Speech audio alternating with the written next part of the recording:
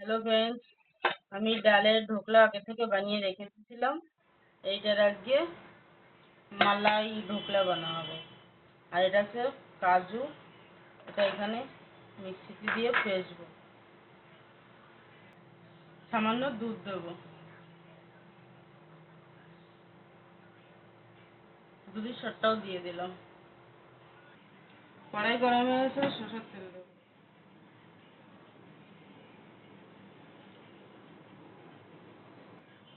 তেল গরম হয়ে গেছে, এগুলো আমি দিয়ে দেবো। এগুলো না ভেজে নিতে হয়, এগুলি খেতে ভালো লাগে, না ভাজলে আর ভালো লাগে না। কিছুদিন বানিয়েছিলাম, এত টেস্টি হয়েছিল সবজিটা, খুব সুন্দর হয়েছিল খেতে। সবগুলো ভাজা হয়ে গেছে, এক এক করে আমি এখন নামিয়ে নেবো।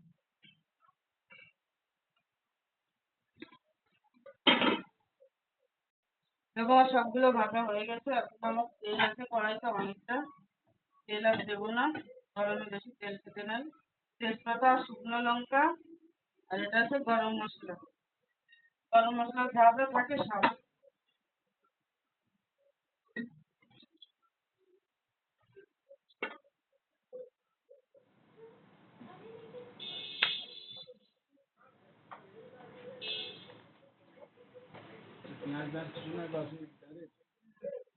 পেঁয়াজ দেন। আর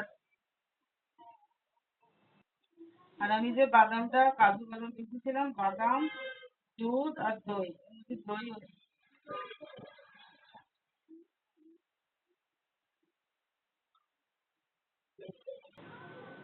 হালকা লাল মির্চি পাউডার দেবো, বেশি দেবো না, ঝাল এটা। নুন আধা চামচ দেবো, আর চিনি দেবো স্বাদ মতো। আর এতে ঘি দিতে হয়, কিন্তু গরমে ঘিটা খাওয়া যাবে না, এখানে ঘি দেয়নি, খালি তেল দিয়েছি। আর এতে আর কোনো মশলা দিতে হয় না। একবার বানিয়ে খেয়ে দেখো, খুব টেস্টি। হালকা ধনে পাউডার দেবো।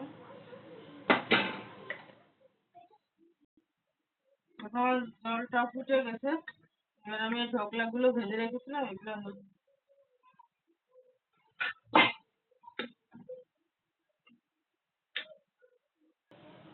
মালাই ঢোকলা বানিয়ে গেছে। ইউটিউবে দেখলে ফলো করো, সাবস্ক্রাইব করো, ফেসবুকে দেখলে ফলো করো, লাইক করো, শেয়ার করো।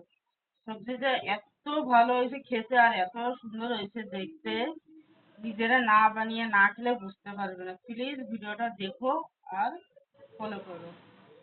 বাই।